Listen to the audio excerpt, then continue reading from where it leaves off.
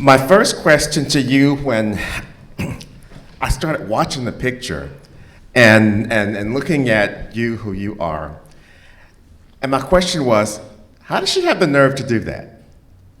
How did you have the nerve to do that? Because you're a young woman, and you've seen some things in your life, fewer things than a person of my age have seen, but we have a lot in common in what we've experienced. So answer the first question for me. What gave you the nerve to take on this challenge? Sure. Well, first I want to say thank you, Jim, for moderating this, and thank you to RiverRun and all of you for coming out to see the film. It's the first time I've watched it in a while, so it was interesting. And then also, it's really great to hear your reactions. And the film came out actually during COVID, so many of our original screenings were virtual. So it's really, really a pleasure to get to watch it with an audience. And I have to say, it's just naivete. Like, I think... You didn't know any better, so you did. I didn't know any better, yes. And, it's an issue that is really, these symbols are things that I've grown up seeing, living in Orangeburg, living in the South.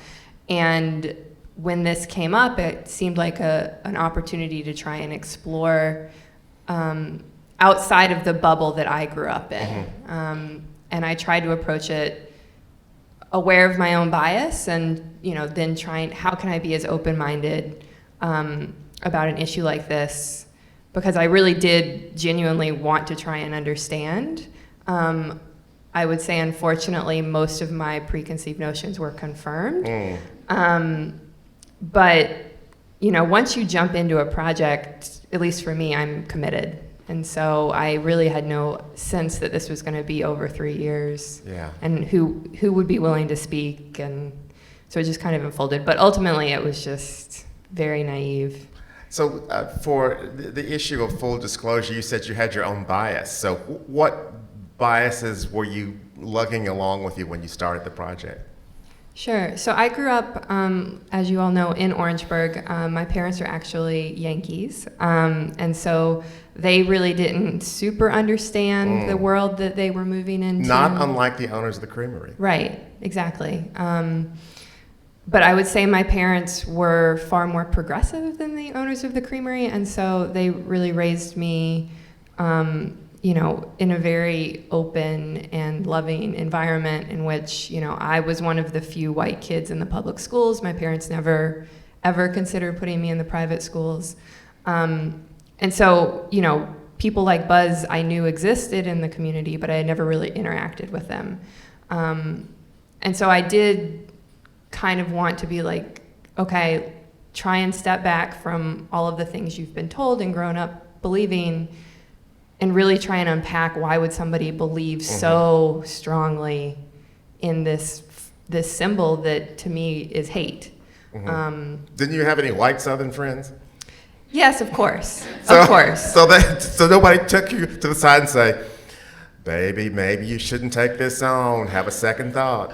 Well, my dad thought it was a horrible idea. Yeah. Absolutely. He was like, why would you even waste air speaking with someone who thinks that way?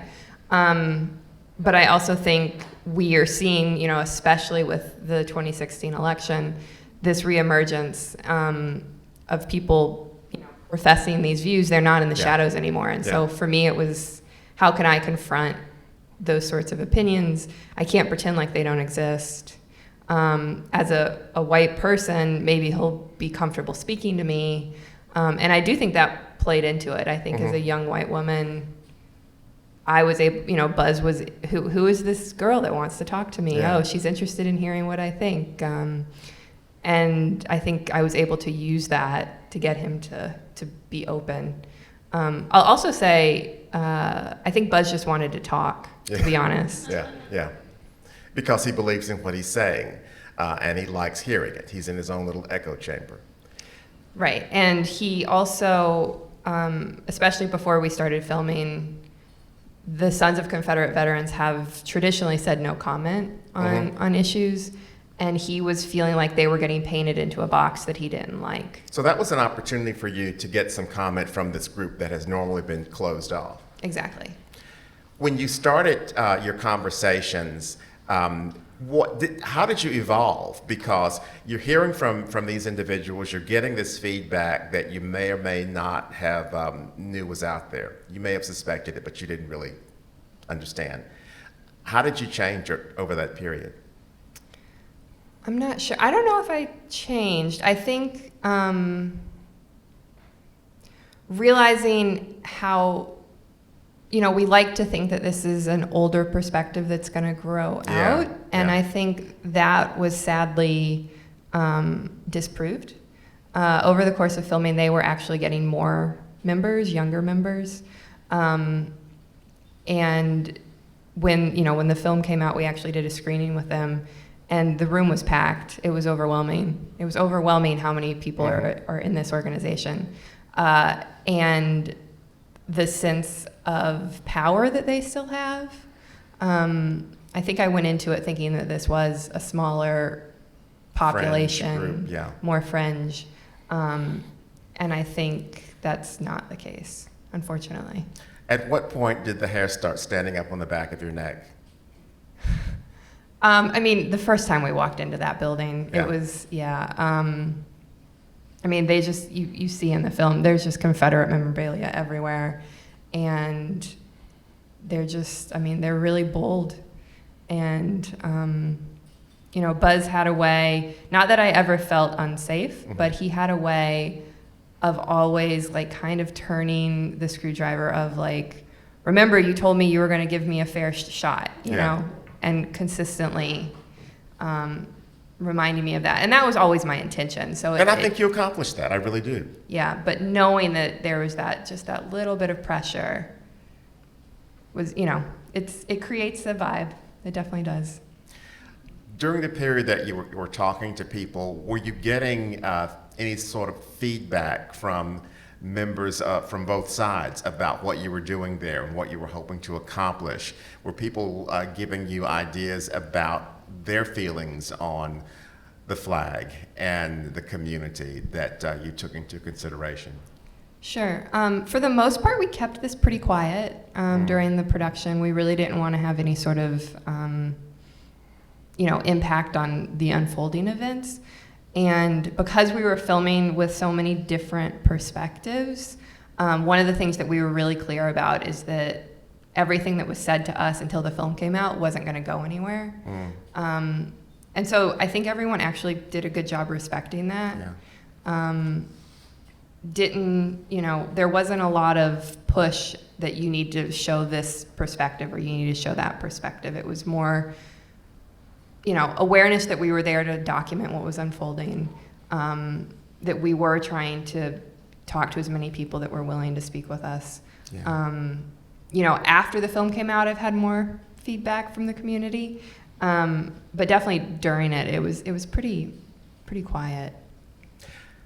Is this a topic that you plan on leaving behind and moving on to other topics, or is this part of your life now, something that you're going to continue to explore and cover over the next 20 years or however long you plan on staying in the business? Well, I'm actually working on 2 new films that are set in South Carolina. One does deal with racism and the continuing legacy of inequity.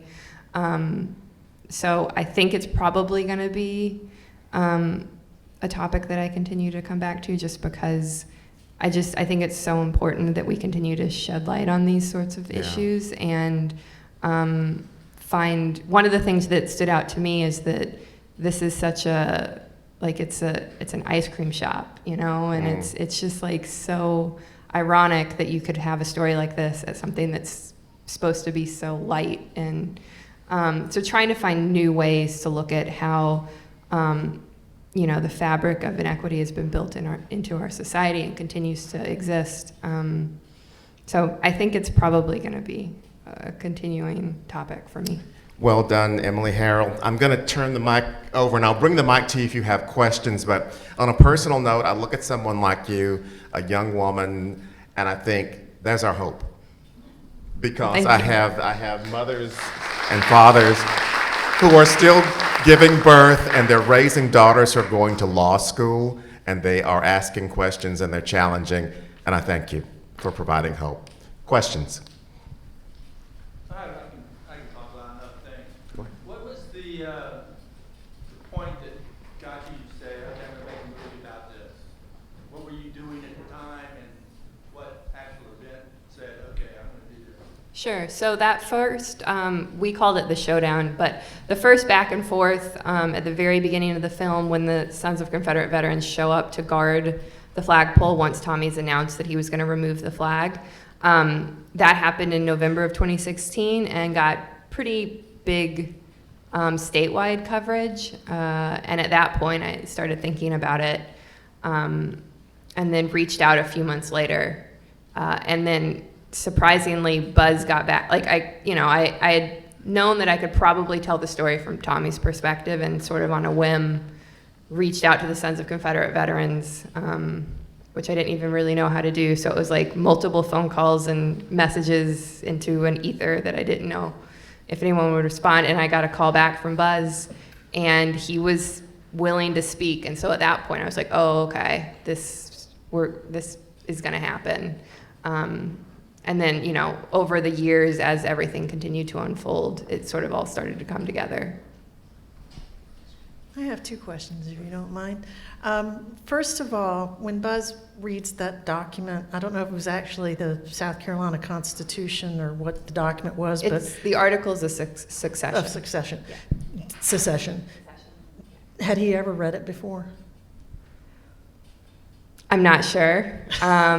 He wasn't pleased, but it was one of those things that, interestingly, I had done the interview with Justin already.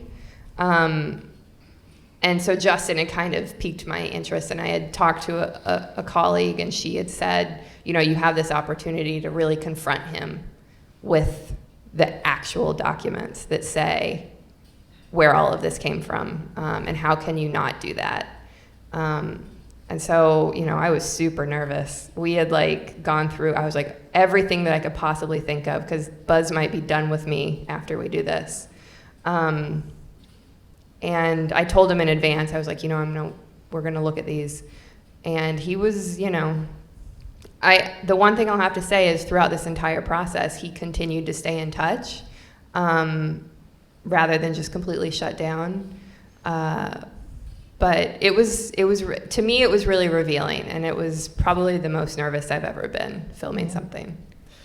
My other question was, did anybody, I guess it would be Buzz, but did anybody try to give an explanation for why they put a larger flag out there after Mother Emanuel?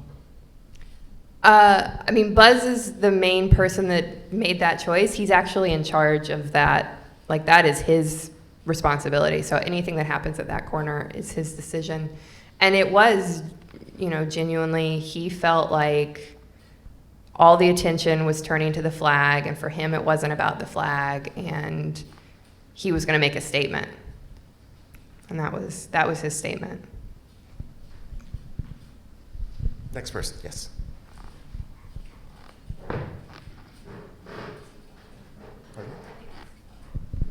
Hi, Emily. Good job. Hi, thank Great you. job. I have two questions.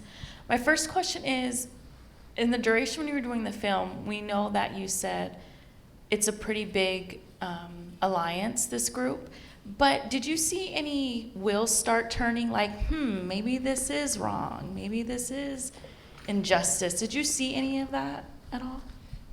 I did not personally. I will say, as I referenced, we did do a screening with that specific camp.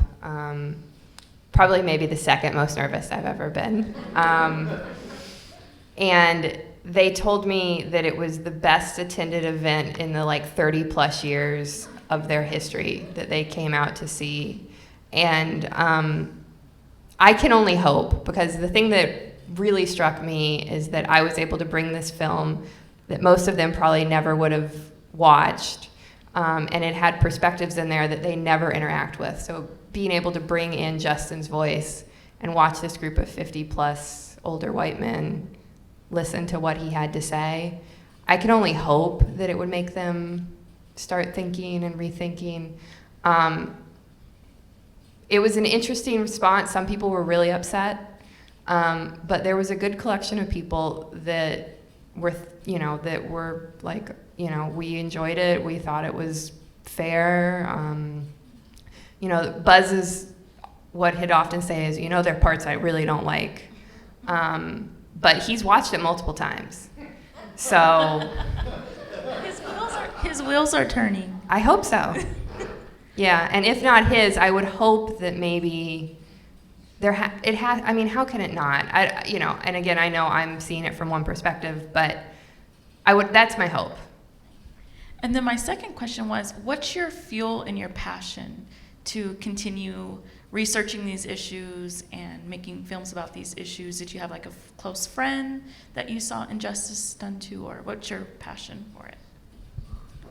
I think it goes back to growing up in Orangeburg. Like I said earlier, I was one of the few white kids in the public school and had many different experiences as a result of that, and then had a really kind of weird high school experience where my parents moved me to a private school 40 miles away that was majority white.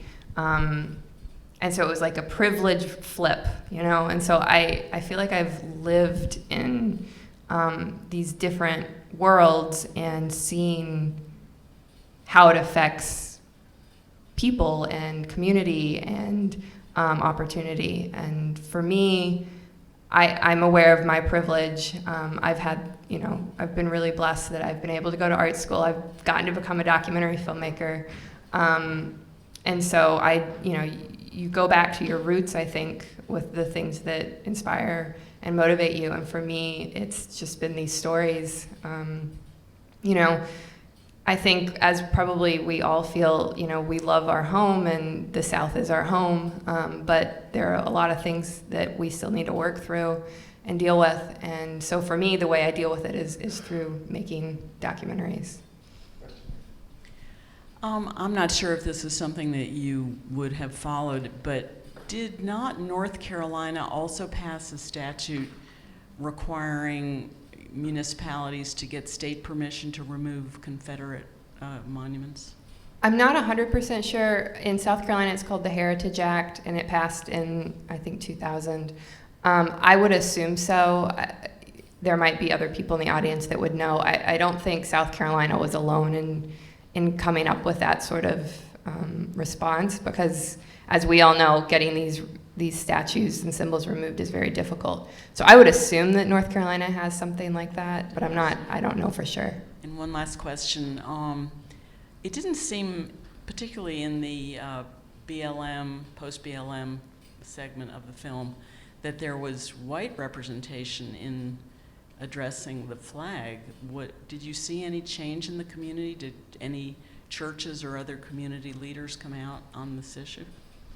In Orangeburg, it was largely led by the Black community, which is, I think, what should have happened. I think we need, I'm speaking as a white person, I think we need to step back in some ways and let people of color really lead. But it was a diverse group. The lawyer that's working pro bono is a young white man. And it was really a young group, I would say, more than anything.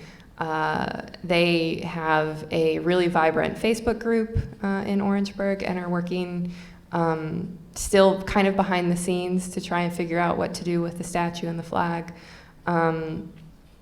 But, I would say in Orangeburg, there's still a pretty big divide, and these issues are still really difficult to discuss openly.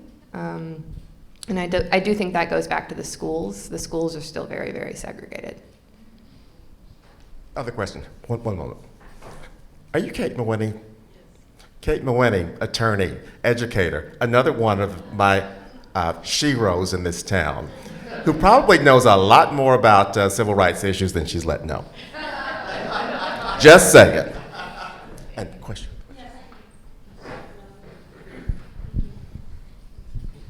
Will you say a little bit about your relationship building with ice cream people lawyer, maybe Buzz, but I've heard a lot from him.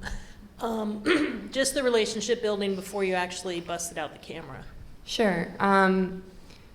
So Justin, so my previous film was about a state representative named Bakari Sellers, and he voluntarily left his seat in 2014. Yes, in 2014. And Justin is actually the person that took his seat, so he's now representing Bakari's old district. And so Justin and I had connected on that project. I had never filmed with him, but we knew each other, and so I reached out to him, and he, so we knew of each other, and he thought it was a good idea. And then Tommy I had never met. I had never gone to that location before we started filming because it just had, basically, if you lived in Orangeburg when it was Maurice's, and you didn't support, like, why would you spend your money there, So, and then many people didn't know that, when the ice cream shop came in, they assumed that Tommy was choosing to keep the flag up.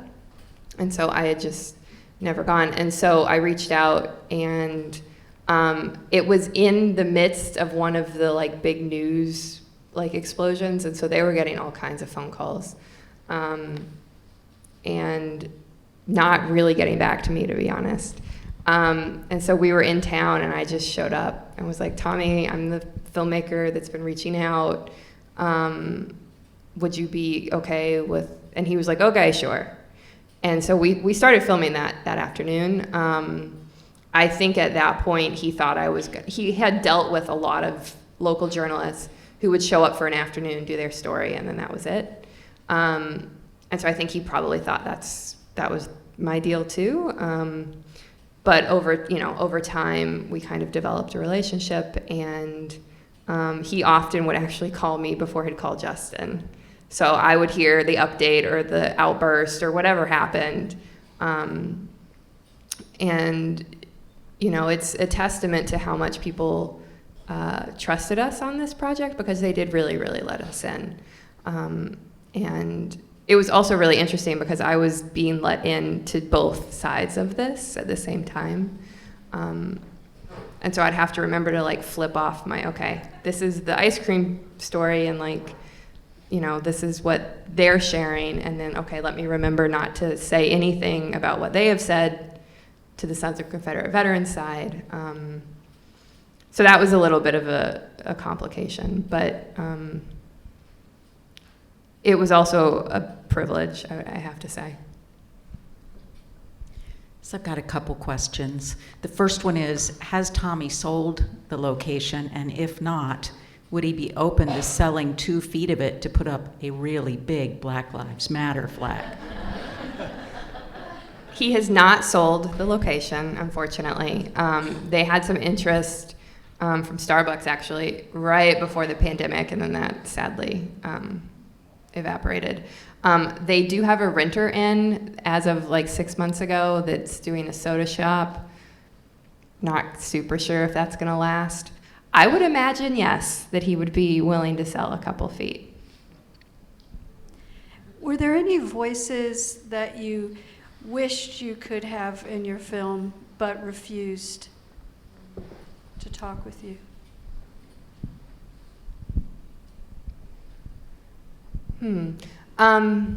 I wish we could have done more with the mayor. He was really standoffish, and you probably got that from the interview. And I think it's too bad ultimately, but it demonstrated his queasiness around the issue. He really didn't. I don't think he knew what to do with it. I don't think he knew how to react. And I wish we could have explored that more.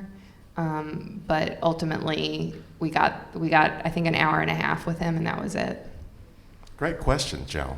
Really great questions. Any other questions in the audience? And I'm not wrapping things up. Stay as long as you like. What do you think would be a solution for the side that wants to honor the dead? What was the question? What does she think would be a solution for Buzz's side that framed it like they want to honor their dead? So you probably saw Buzz in a cemetery. And there are actually many, and this was, I had no idea about this, there are many little Confederate cemeteries all around Orangeburg County, many very off the beaten track. And I think that's the best place to have those sort of memorials. They're actually where the cemeteries are.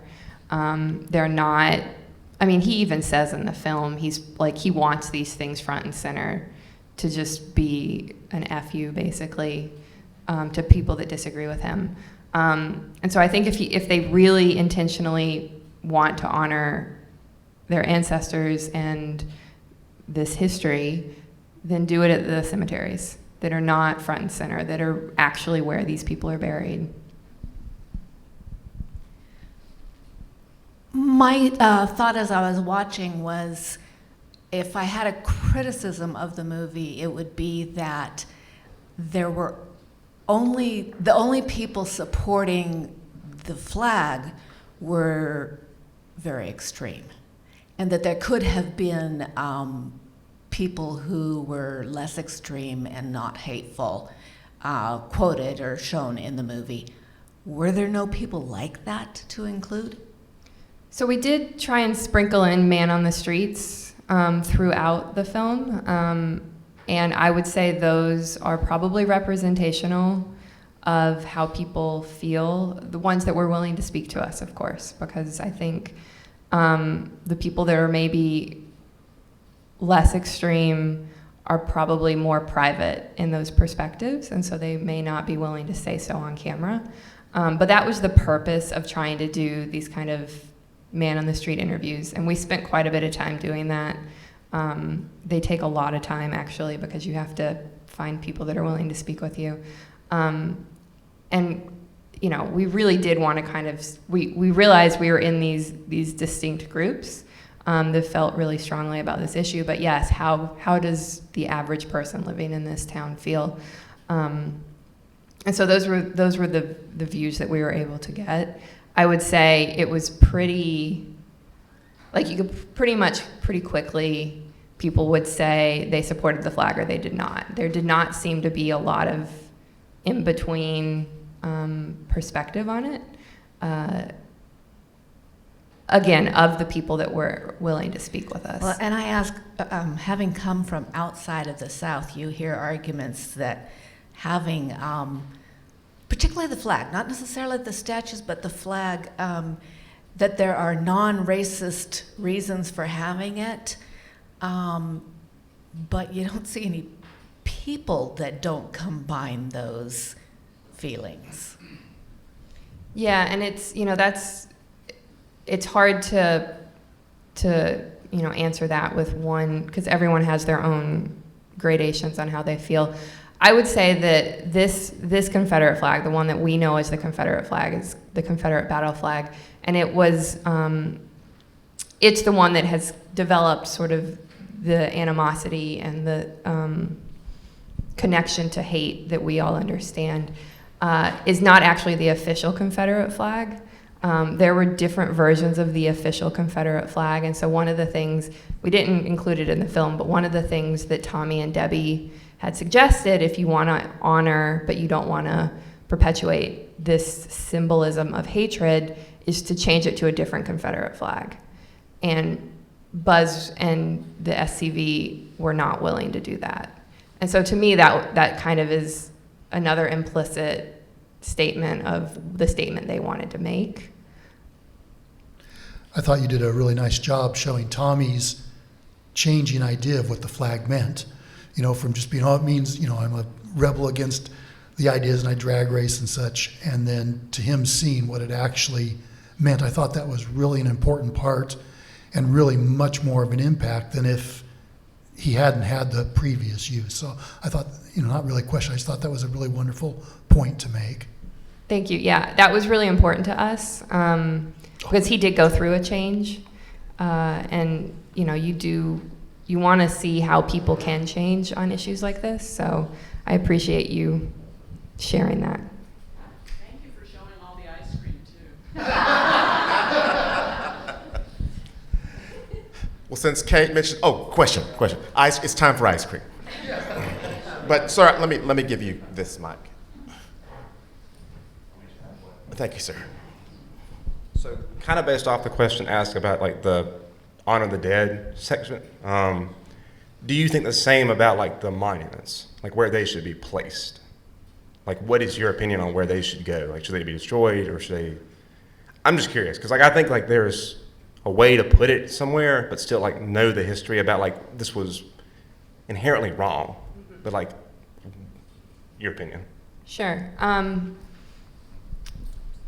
Yeah, I mean, I think very simplistically, I think they should all be either taken down or moved to these sorts of either cemeteries or spaces that have been designated. Interestingly, I know we don't like to reference Russia, but they have, in some of the bigger cities, they've actually done monument parks where they've specifically taken all of these monuments that we now find insulting and really horrific, and they've put them in parks, and then they've put up, plaques and informational brochures and things like that, so that people can still experience them if they choose to. Because I do have to say that I do think being in the presence of one of these and realizing that this, at some point, well, in Orangeburg, it's still in the center of town, but it's a way to understand history that I don't think you can understand without experiencing them, but they should not be in public spaces anymore because public spaces are meant to represent all of us. So ultimately, that's, I think, my personal view. We still have quite a ways to go to pull that off, but I was pleased because I thought initially we were going to have to end the film on a very sad note of them bringing the flag up on 95. And so it was, while, the summer of 2020 and all of the horrific things that happened were really disheartening, at the same time, it was great to see some change happen and be able to end the film with some of these monuments coming down.